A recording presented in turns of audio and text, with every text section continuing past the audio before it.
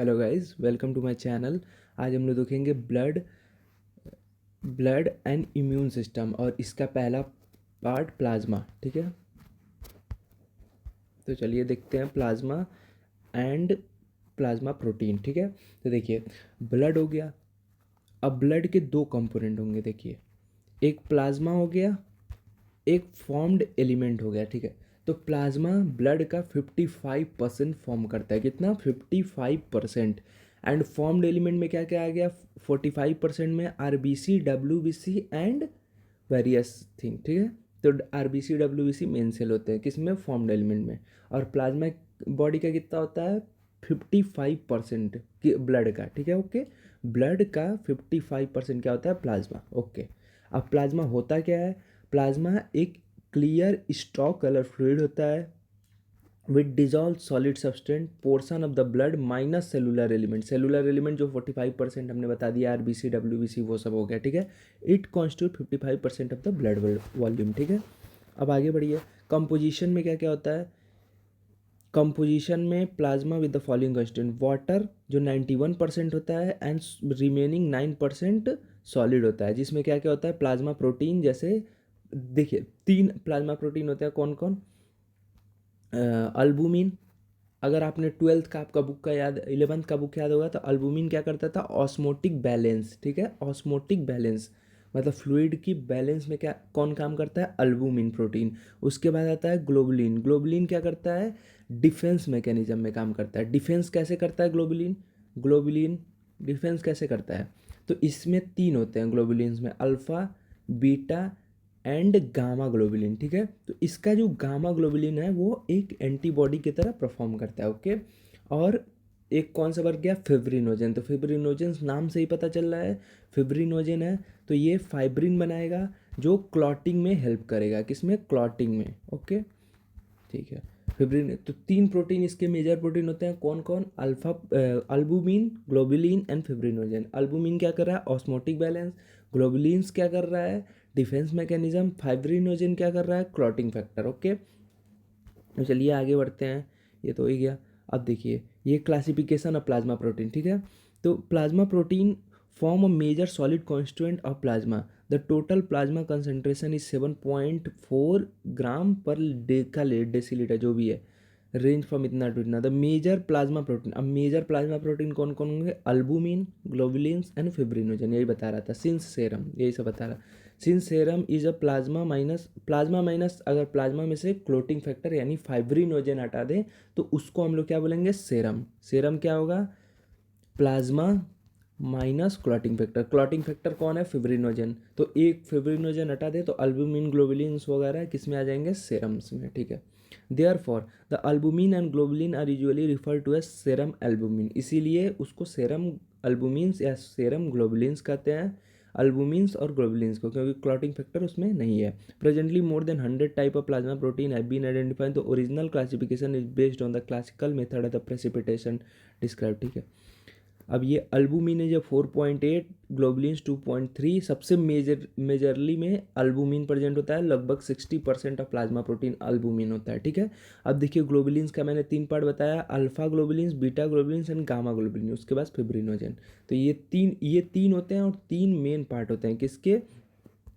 Plasma protein के। Okay, अब देखिए प्रॉपर्टीज़ देख लेते हैं। मॉलिक्यूलर वेट है उसमें अल्बुमिन का 69,000, ग्लोबुलिन्स का 90,000 से 1,56,000, फिर इसका 50,000 फिब्रिनोजेंस का। ओके, और क्या क्या इसके वो होते हैं प्रॉपर्टीज़ देख लेते हैं। Osmotic pressure, the plasma protein exert osmotic pressure of about 25 mmHg। ये ऐसे ही याद रख लीजिएगा, इतना प्लाज्मा प्रोटीन प्रेशर एक्सर्ट करता है। प्रेशर बैलेंस, ऑस्मोटिक बैलेंस कौन करता है? Generally albumin. तो यहाँ पे अल्बुमिन ज़्यादा करेगा। ठीक है, specific gravity, the specific gravity है प्लाज्मा प्रोटीन इतना। ये बस एक बार गो थ्रू करने वाला चीज़ है। आइसो इलेक्ट्रिक पॉइंट होता है। आइसो इलेक्ट्रिक पॉइंट क्या होता है? Protein can ionize either acid और as a basis to the fact that side chain constitute of amino group and carboxyl group at the intermediate pH specific the protein molecule are equally number of, ठीक है, equal number of positive and equal number of negative charge आ जाएगा, उसी को iso electric point करते हैं। ठीक है, और इलेक्ट्रो क्वार्टिक मोबिलिटी होता है, फिर प्रेसिपिटेशन ऑफ साल्ट होता है। तो ये सारे वाटर सॉल्युबिलिटी भी होता है, protein molecule are soluble in water because of the presence of polar NH2 and COOH, ठीक है, ये सारी चीज़ें हैं। अब देखिए एम्फोटेरिक नेचर भी होता है। अब मेन इंपॉर्टेंट है फंक्शन ऑफ प्लाज्मा प्रोटीन, क्या क्या फंक्शन होगा। तो देखिए पहला फंक्शन है एक्सर्ट ऑस्मोटिक प्रेशर। तो बिना देखे बताइए ऑस्मोटिक प्रेशर किसका बताया था, अल्बुमिन का। किसका, अल्बुमिन। तो देखिए इसमें लिखा भी होगा the protein molecule are unable to pass across capillary membrane and constituently exert a colloidal osmotic pressure about 25 mm, ऊपर मिला था, ऑन कैपिलरी मेम्ब्रेन। अब ये कैपिलरी है, ये कैपिलरी है, तो इसमें ऐसे पास नहीं हो पाते प्रोटीन, ठीक है। तो एक प्रेशर जनरेट करते हैं इसके अराउंड, ठीक है। ये कैपिलरी है, इसके अराउंड एक प्रेशर जनरेट होगा, वो कितना होगा 25 mmHg। और क्यों होगा, क्योंकि उसको मतलब पास करना है उसके through. About 70 to 80% of the osmotic pressure is contributed by albumin. कहा था मेजर प्रोटीन कौन है, अल्बुमिन। तो अल्बुमिन क्या करेगा, प्रेशर एग्जर्ट करेगा उस पर। The colloid osmotic pressure play a important role in the exchange of water and blood and tissue fluid, ठीक है। अब देखिए दूसरा क्या है, ब्लड विस्कोसिटी। ब्लड को विस्कस बनाना है, यानी इसका काम किसका होगा, मेनली फिब्रिनोजेन का और ग्लोबुलिन्स मिलकर करेंगे। Fibrinogens and globulins are significant contributor to blood viscosity because of their asymmetrical shape, ठीक है। Blood viscosity play an important role in the maintenance of blood pressure by providing a resistance to the flow of the blood and blood vessels, ठीक है। Role of coagulation में कौन help करेगा, fibrinogen. Understood है। Fibrinogen, prothrombin and other coagulating protein present in the plasma play important role in the coagulation of blood, मतलब clotting of the blood. Defence में कौन काम करेगा, ग्लोबुलिन्स। और उसमें भी कौन एंटीबॉडी था, गामा ग्लोबुलिन्स। तब देखिए लिखा भी है the gamma globulins are the antibody which play an important role in the immune system mean the defence of the body, ठीक है। अब देखिए role in maintaining acid base balance, ये कौन करेगा, plasma protein act as a buffer, contribute 15% of the buffering capacity of the blood because of the amphoteric nature. देखिए properties में था plasma protein can combine with the acid and base as explain below. In acidic pH NH2 group of, क्योंकि ये basic है तो acidic pH है तो NH2 balance करेगा। अगर बेसिक है तो COOH एसिडिक ग्रुप आके उसको बैलेंस करेगा, ओके। इतना तो पता होगा। कार्बोक्जिलिक एसिड बोलते हैं तो एसिड है और NH2 बेस है, ओके।